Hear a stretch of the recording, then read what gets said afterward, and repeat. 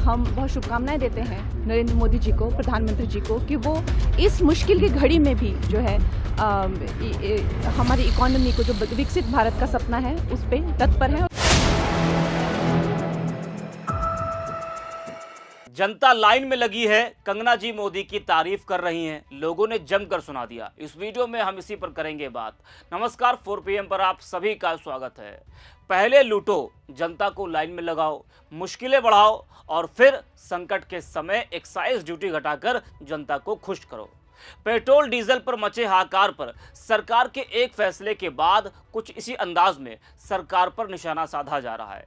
केंद्र की मोदी सरकार द्वारा एक्साइज ड्यूटी में कटौती के ऐलान के बाद जहां सत्ता पक्ष इसे जनहित में उठाया गया कदम बता रहा है, वहीं विपक्ष और कई लोग इसे टाइमिंग की राजनीति करार दे रहे हैं। सरकार ने पेट्रोल पर एक्साइज ड्यूटी 13 रुपए से घटाकर 3 रुपए प्रति लीटर और डीजल पर 10 रुपए से शून्य करने का फैसला किया।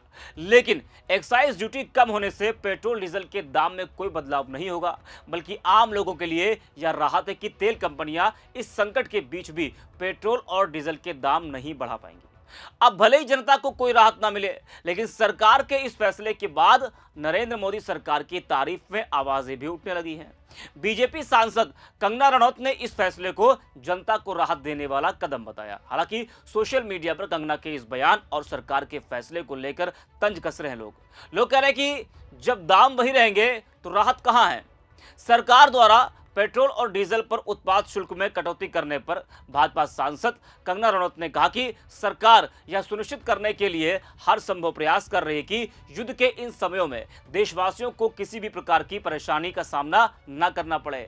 हम पीएम नरेंद्र मोदी को धन्यवाद देते हैं। ये बहुत बड़ी बात है। इसको भारत सरकार में प्रधानमंत्री नरेंद्र मोदी जी के शासन के अंडर आप देखिए कि पूरे विश्व में जहां युद्ध की स्थिति सब जगह देखने को मिल रही है, उसी में जो है हम लोगों में 10 एक्साइज ड्यूटी पे जो है 10 रुपये पेट्रोल डीजल दोनों पे कम किया गया है।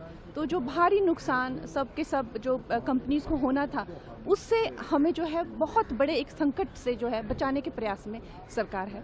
और हम बहुत शुभकामनाएं देते हैं नरेंद्र मोदी जी को, प्रधानमंत्री जी को, कि वो इस मुश्किल की घड़ी में भी जो है हमारी इकोनॉमी को, जो विकसित भारत का सपना है, उस पर तत्पर है। और दूसरी चीज़ को फिर से उनको जो है वो जो रेटिंग मिली है विश्व के सबसे ज़्यादा लोकप्रिय लीडर के, उससे वो उभर के आए हैं, उसके लिए भी हम बहुत शुभकामनाएं देते हैं।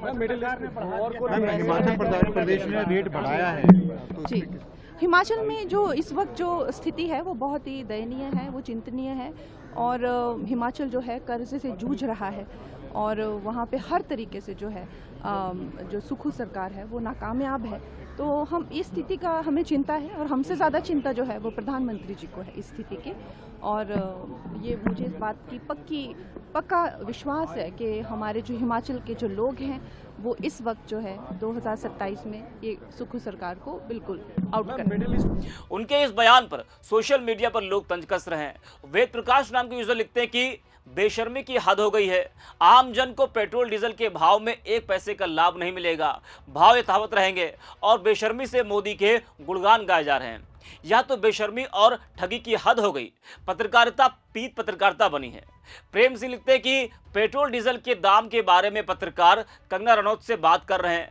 कंगना रनौत को यह भी मालूम नहीं कि पेट्रोल डीजल क्या भाव मिल रहा है, युद्ध किस देश के बीच में हो रहा है।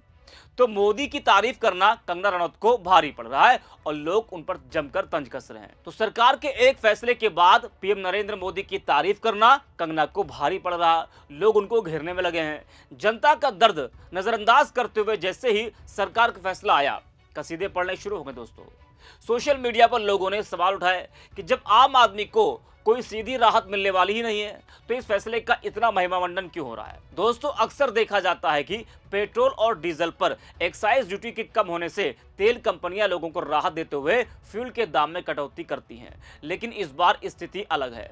सरकारी अधिकारी का कहना है कि तेल कंपनियों को यह राहत दी गई है क्योंकि मिडिल ईस्ट में तनाव की वजह से कच्चे तेल की आपूर्ति बाधित हुई है और लागत में भी इजाफा हुआ है। ऐसे में पेट्रोल डीजल के दाम ना बढ़े, इसलिए एक्साइज ड्यूटी को कम किया गया है। दोस्तों, आज सत्ता की आंखों में आंखें डालकर पत्रकारिता करना मुश्किल हो गया है। हमारे 4 PM नेशनल यूट्यूब और फेसबुक चैनल को, जिसे आपका प्यार और विश्वास हमेशा से मिलता रहा।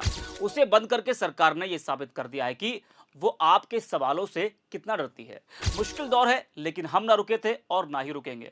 हम सच के लिए हमेशा लड़ते रहेंगे। ऐसे में 4 PM यूपी को आप लोग ज्वाइन करें और निष्पक्ष पत्रकारिता को जिंदा रखने के लिए जितना हो सके उतना हमारा आर्थिक सहयोग भी करें। आपके सहयोग से ये जंग हम जीत कर रहेंगे। अब जिस तरह से पेट्रोल पंप पर लाइन लगी है, हाहाकार मचा हुआ है, लोगों में मार हो रही है, उसको लेकर सरकार का यह कहना है कि यह सब अफवाह की वजह से हो रहा है। सरकार पर भरोसा करने वाले भी इसे सच मान रहे हैं और विरोध करने वाले झूठ। लेकिन यह दोनों ही बातें पूरी तरह निराधार हैं।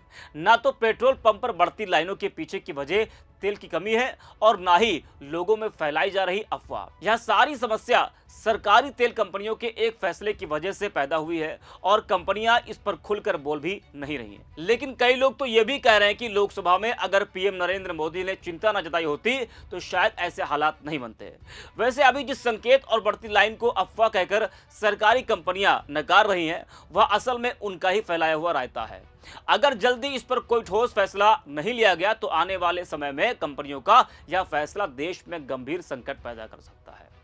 अगर सरकार की इसी हिसाब से यह अफवाह है तो पेट्रोल, डीजल और एलपीजी की किल्लत को लेकर फैली अफवाहों ने लोगों के बीच भारी चिंता पैदा कर दी है। देश के कई पेट्रोल पंपों पर वाहनों की लंबी कतारें और अफरा तफरी का माहौल देखने को मिल रहा है। यूपी सरकार ने कहा कि पेट्रोल डीजल की कोई कमी नहीं है, पर्याप्त स्टॉक उपलब्ध है। पेट्रोल पंपों पर अनावश्यक भीड़ न लगाए, पेट्रोल डीजल के लिए पैनिक माहौल न बनाए। मांग के अनुसार समय पर आपूर्ति की जा रही है। अफवाह फैलाने वालों पर एक्शन लिया जाएगा। जी हाँ, तो सरकार का कहना है कि जिसने अफवाह फैलाई उस पर एक्शन लिया जाएगा। जैसा कि सरकार कह रही है कि यह अफवाह है और तेल गैस की कोई कमी नहीं है, तो फिर सवाल उठता है कि सड़कों पर लंबी लाइनों में खड़ी जनता कौन है, धक्के खा रहे लोग कौन है, और जो अव्यवस्था, मारपीट और अफरा तफरी की तस्वीरें सामने आ रही है, उसकी जिम्मेदारी आखिर किसकी है, सरकार की या फिर विपक्ष की? अगर सब कुछ सामान्य है तो हालात इतने बिगड़े क्यों? आम लोग घंटों लाइन में लगने को मजबूर क्यों हैं? क्या यह सिर्फ अफवाहों का असर है या फिर जमीनी स्तर पर सप्लाई और मैनेजमेंट में कहीं ना कहीं गंभीर खामी है? ये सवाल अब सीधे तौर पर नरेंद्र मोदी सरकार पर उठने लगे हैं। वहीं विपक्ष इस पूरे मामले को लेकर पहले से ही सरकार पर हमलावर है, लेकिन आम जनता के लिए इससे फर्क कम नहीं पड़ता। उन्हें तो बस राहत चाहिए, ना लाइन ना धक्का मुक्की, बस राहत। हालात सामान्य कब होते हैं, इसका इंतजार सभी को है। इस वीडियो में इतना है। अब 4 PM।